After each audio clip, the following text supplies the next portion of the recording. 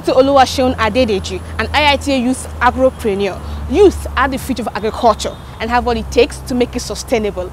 Good to have you join us today on Agro on TV. My name is Faith. Today on the program, our segments are fully packaged with great insight from the green sector. Don't forget you can be a part of the show by sending your comments and suggestions to our social media platforms showing on your screen. Agro on TV will be right back. Stay with us. Over the weekend, President of Benin Republic and Nigeria's acting president Yemi Osinbajo gathered alongside other dignitaries to pay their last respect to an agric icon, Dr. Barnabas Olorunoba, OFR. Details of this and other stories make up the pulse today. The President of Benin Republic, Patrice Talon, has commiserated with the President of Africa Development Bank, Dr. Akinwumi Adesina, over the loss of his father-in-law, Dr. Barnabas Olorunoba. Olorunoba, who was a former permanent secretary at the Ministry of Agriculture in Nigeria, has been described by many, including past presidents of Nigeria, as a pioneer of agricultural development in the country. We're here to celebrate a great Nigeria, but not just a great Nigeria, but also a child of God. When you look at how and various things that we said about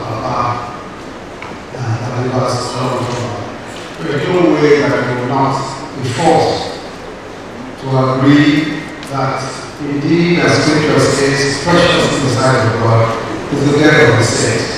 The reason why it's precious to him is because they will be celebrated and because they are coming to him. He served his country, he served his generation. He rose to the highest rank that he could rise to in his profession as an agriculturist. Today, when we see people here coming to the the most important thing is what Baba has done behind. We continue to see those values stood for, those values that they have always loved, continue to live and on. These are the things we will continue to learn about. Benin Republic President, who was represented by his Finance Minister, Roman Wadagni, described the late Pa Olorunoba as a model not just to Nigerians but to the entire continent of Africa, following his contributions to the development of agriculture outside the country. Donc je suis très honoré de représenter le chef d'État de la République du Bénin ici pour cette cérémonie. I am very honored to represent the President of the Benin Republic at this event. Je présente encore une fois les condoléances de la République du Bénin, de son chef d'État et mes propres condoléances à la famille. I give my condolence on behalf of President Talon of the Republic of Benin and on my own behalf to your family. Et je prie l'Éternel Dieu qu'il donne la paix à l'âme de notre regretté beau papa. I pray that the soul of our departed father will rest in perfect peace. First, I want to pay tribute to the work that his father-in-law did, and to wish the family the best of the future under all these circumstances, but encourage them to keep on the legacy of the father-in-law, the great man, Dr. Olorunoba. The event was attended by prominent Nigerians, which includes Africa's richest man, Alhaji Aliko Dangote, CBN Governor Godwin Emefiele, Nigeria's Finance Minister Kemi Adeosun, senators, House of Reps members, amongst others. Well, Dr. Olorunoba of blessed memory was a great man, a foremost agriculturist, father of many agricultural institutions in Nigeria. He used to be vice chairman of the first board of IITA and a former permanent secretary, Federal Ministry of Agriculture, and one of the 100 foremost Nigerians recognized during the Millennium Celebration in 2014. He was a great man. I knew him very faintly in the 1960s when I was going to the US. And when I came back, he was still the permanent secretary. He was a very efficient one. He was the one who helped to develop many of the institutes that we have today, the river basin and all that. And he did a perfect job.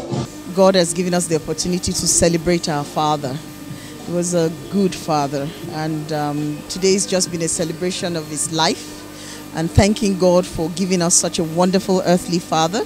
And we continue to be inspired by the legacy he's left behind, the legacy of faith and character. And I pray that that will continue to inspire us even as we run our own race on this earth. We feel very much overwhelmed by the outpouring of love by everybody.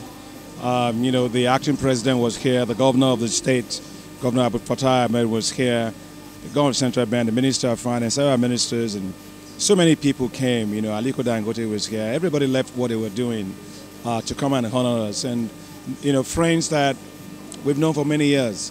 So the most important thing is whenever you have an event and people come to celebrate with you. And in this particular case, we are celebrating the life of a great man, you know, who was a very humble man. He never spoke about himself, but he was a giant in this country.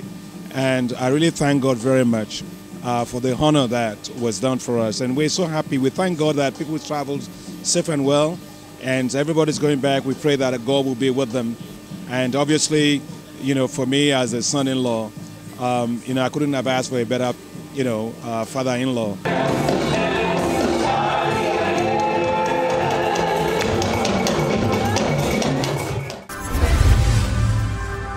The second edition of the Food to West Africa, organized by Informal Life Sciences Exhibitions, took place earlier this week at the Landmark Center, Victoria Highland, Lagos, with food security as the focal point of presentations. In an interview with Agro Ontv, the Director of Food and Drug Services, Federal Ministry of Health, pharmacist Modupe Chukwuma, who represented the Honorable Minister of Health, Professor Isaac Adewale, stressed on the importance of food security for the overall benefit of the country. Food security is of great importance to the country. That is why you have all the various stakeholders, local and international, meeting here to exchange ideas. Like I said earlier, without speaking like a broken record, the Ministry of Health encourages local production of these products, using our local materials to satisfy, and we are getting there. Speaking for the organizer, the exhibitions manager, Global Exhibitions, Informal Life Sciences Exhibitions, Ryan Sanderson, expressed delight on the turnout of participants at the event, while reiterating their commitment towards ensuring food security in Nigeria.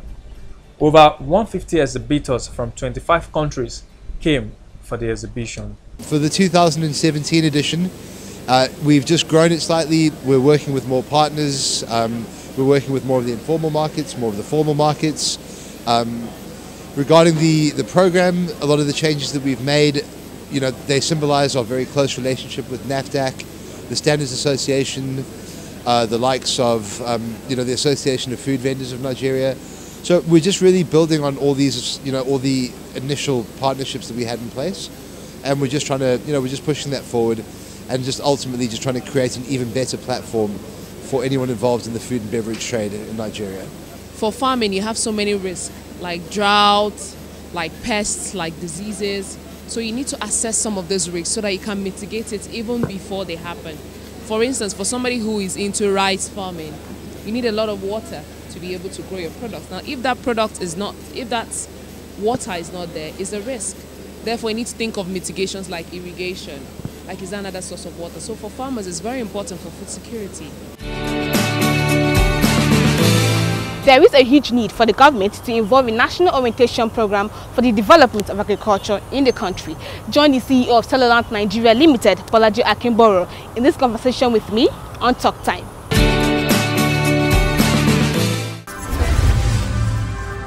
Glad to have you on Talk Time. Today with me here, I have with me the Chief Executive Officer of Cellulant Nigeria. He's another person than Mr. Bolaji Akinboro. Good to have you on the program. Thank you. Good to be here. Okay, please, just formally, for formality's sake, introduce yourself. My name is Bolaji Akinboro. I do three things at Cellulant. I run the business in Nigeria as the Chief Executive Officer. I run the e-wallet to agriculture system across Africa. And then the third thing is that I do the global strategy for the company. Those are the three things that I do. So Cellulant, basically, what are you into? What is your position? What do you do, basically? And of course, try to focus it on agriculture. Yeah, we describe ourselves as a payment platform infrastructure service provider. Just like you have the ISP for internet, we see ourselves as the ISP for payments. Everything you want regarding payment, you get it through us. But our strategy in the market is very different. We have a very specific value chain strategy, and agriculture is our lead value chain. So that's why a lot of our payments work is in agriculture. Okay, that's great. Now, I think you launched an innovation basically recently, which is Agro. Yes. Can you tell us actually more about this product you just launched and what you actually seek to achieve through the launch of that product? Yeah, great. I mean, I like using illustrations. Google. That's how you get access to the world's information. Now Agro. That is how you are going to get access to the world's information on agriculture. Agro is a platform that connects you to everything, everywhere, all the time, every day. So if you're in the Agro ecosystem, if you are an off-taker, you are looking for farmers to buy things from and to fill your warehouse, you'll find those farmers inside Agro.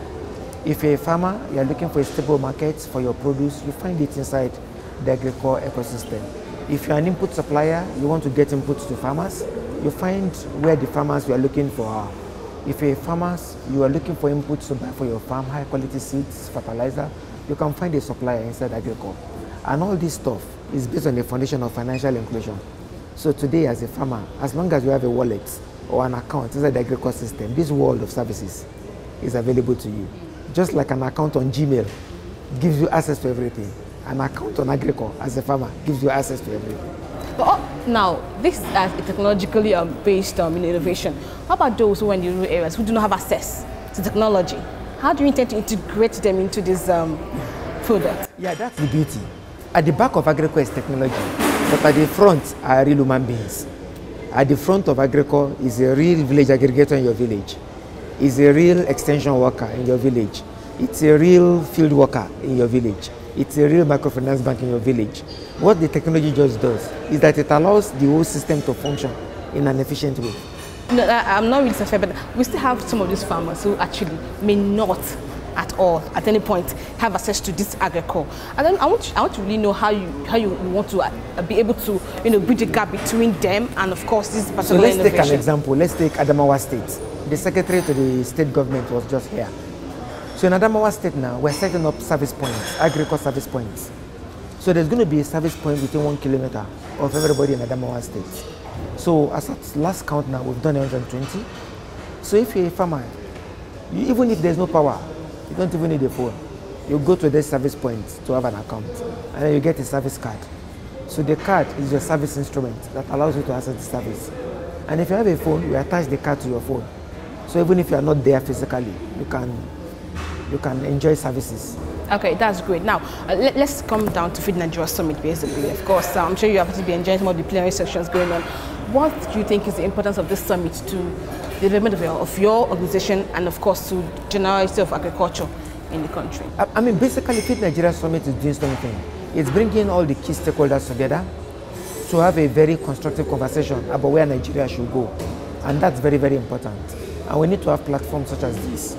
And then for companies such as ours, it allows us to do some very good networking and then talk about what we do so that those who need our services in the industry, they can enjoy the services. Okay. That's great. So now I want to know basically, are there some policies of the government which you think are not really helping your organization to grow basically, especially in providing service in the agricultural sector?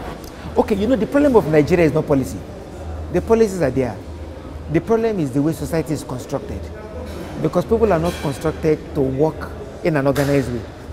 So even if you have the greatest policy and you have people who consciously do not like to work in an organized way, you have a big problem on your hands. So, and this problem is not a problem of government, it's a problem of national orientation. So if you were to ask me, the only thing I will ask government to do is to invest a lot in national orientation programs so that people can have a different kind of mindset. Because you see the same Nigerian, when he's at Heathrow Airport in the UK, he's well behaved. But the minute he gets to the gate to board the plane to Nigeria, suddenly it's as if something comes over him. And when he now lands at Uretala Mohammed now, the same man that was behaving like a European or an American immediately lands at the airport now. Boom! It becomes something else. And it's a problem of orientation. Okay, so how do you think actually, okay, now let's talk about that. How do you think this can actually be addressed? Okay, the thing is, every country requires a concept that I call a national identity. So when you look at the way we kind of look at things over here, a Yoruba man sees himself first as a, okay, actually we define ourselves first in the context of religion. I'm a Christian, I'm a Muslim, I'm an Ifa man, I'm an Oromila man. Then after religion, we define ourselves by tribes. Rarely do we define ourselves as Nigerians. So we have to first flip the circle for us to see each other first as a Nigerian, because that's where it starts. The minute I can see you as a Nigerian, independent of your religion, independent of your tribe, then we can begin to move forward as one, because we see Nigeria. That's why at times we say, may God make Nigeria beautiful to you. That's great. That's great. Okay, so final words, what do you have to say to your audience, customers, basically everybody out there? What do you have to say to them? Just a simple message, Nigeria is changing. You know, it might not look as if it's changing, but it's changing. Order is gradually coming into society. Things are gradually becoming better. Some of the customers we deal with are the poorest of the poor, people in inner cities who might have given up hope. So we'd always like to encourage them that change has come, and very soon you will experience it. That's all I like. Very soon we'll experience it. Yes. Thank you so much, sir, for your time. Thank you so much. All right, that's what you can take on Talk Time. Change has come, and of course, we all must be ready to embrace the change. Agro Ontv continues. Stay with us. Words are not enough to explain the exploits of youth participation in the agri sector in Nigeria. On Agro Style, a youth agropreneur, Oluwaseun Adedeji, is my guest. Her passion for agriculture is unlimited. Enjoy the conversation with me.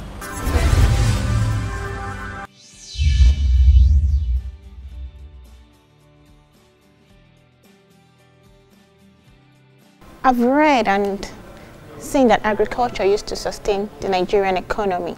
And if we have to go back to that state where agriculture can really sustain and boost this economy, then we have to involve the youth.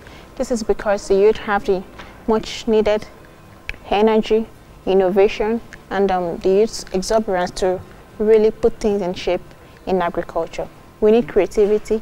We need a lot of research. We need a lot of things to be done differently for agriculture to come back to become that, you know, attractive sector that it used to be.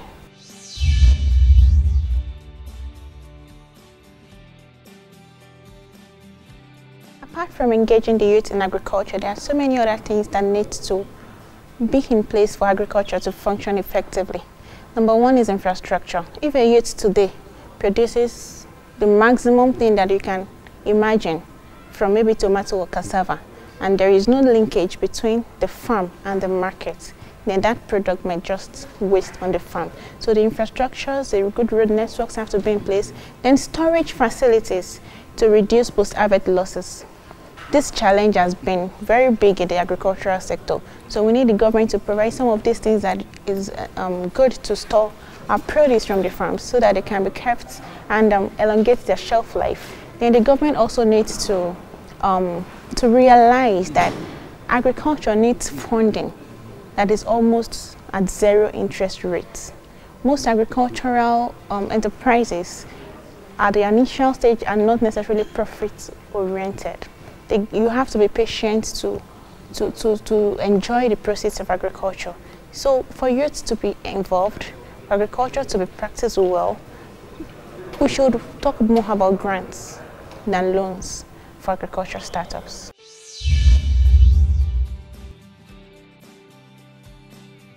I have to also refer to policy, as it has been always, emphasized, because if the policy does not encourage our local production, then we are not yet there.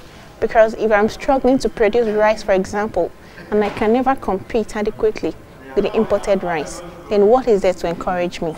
We need to have policies that will encourage local production. We need to enforce some laws that will say, hey, let us eat what we produce, let us feed ourselves. Then agriculture would, come up.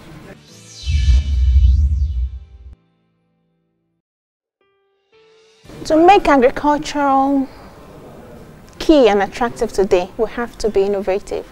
Innovation doesn't necessarily have to be something entirely big. You could do the normal thing in a different way, or think of it an entirely different thing to do. For example, along the value chain, if everybody is focusing on production and processing, and you are just solving the issue of logistics, then you would make your money in agriculture. That is an enterprise that you have carved for yourself in that line. If people are going into dried fish and fresh fish, and you just have your own enterprises, frozen fish, ready to cook, you can imagine how you have carved a niche for yourself. So enterprise development has to do with identifying some other things that could be done along the agricultural value chain, and also ensuring that these enterprises are profitable and they can employ 1 or 2 more people. The Minister of Youth and Sports, Solomon Dalong, has said Universities of Agriculture in Nigeria has no business producing graduates from other disciplines. Rather, the focus should be on agriculture. This has generated debates among stakeholders. Agro Ontv took a trip to one of Nigeria's agricultural universities to get their reactions on street vibes. I think it's a reasonable decision by the federal government or Minister of Education that they should focus on their calling and their mandate. It makes more. Look at the FUNAB was given a project by World Bank on excellency, Center of Excellency in Agriculture. If it had been, I think there are universities that also put in for it. Take for instance, if it is OAU, it won't go because they are diversified. So FUNAB got it because they are specialized university. What we need to focus here is education, the quality of education, and what the university is actually established for, which is agriculture. So I think what the university needs to focus on is agriculture. There are other means in which the university can, get in revenues in agriculture. So many agricultural, businesses in which the university can go into in order to generate revenue and run the university, other than recruiting commercial courses, admitting commercial students. I'm a management student too, and that really helped me. I might probably not have gained the admission by now, after several years of waiting, and luckily for me I gained the admission here, so I don't think it's a very good idea. And then so many students will have lost hopes now of getting admitted into the university, so I don't really think it's a good idea. They can produce lawyers, they can produce, just like, now before people get admission to all these conventional universities, competition will be very high. So they should just leave all those universities so that they can continue. This university is meant for agric. So maybe, for example, the amount of candidates they admit this year, like 3,500. Out of that 3,500, there may be maybe 5% or 10% of lawyers or banking and financing. But that percent, if that room is also given to maybe agri students, some people that wrote JAMB, that they are agri students, that they want to offer agric. So when there is no room, there isn't enough space, let's say enough space for them, maybe they may lose the opportunities of getting the admission. It's the wrong decision because first and foremost, CBN, they've already built a college for us. They've already built a college of management students. So there's no reason for you destroying it or turning it to another thing. At least we produce like first graduate, second graduate. So they should just leave it. If you are saying that because it's an agric university, they shouldn't produce my accountant and all those kind of. What about the University of Technologies and also? They also have all these kind of courses there. So I think the Minister of Education should just try and consider the fact that they built the college and they produce graduates. So they should just allow them to be to have an alumni as much as they can produce. Youth are very instrumental to agricultural development in the country. Therefore, they should be well equipped to face the task ahead. That's much time for me to take today on the program. Thanks for being there. If you missed any part of the show, not to worry. You can always catch up on YouTube as each episode of Agro Ontv is available for your view. We welcome your comments and suggestions on our social media platforms as they will be showcased on the program. You can advertise your products and services on this show, as well as contact us for the management of your agricultural projects and events. Till I come your way again next week, I remain Faith Ezenwewe. Think growth, think agriculture. Bye for now.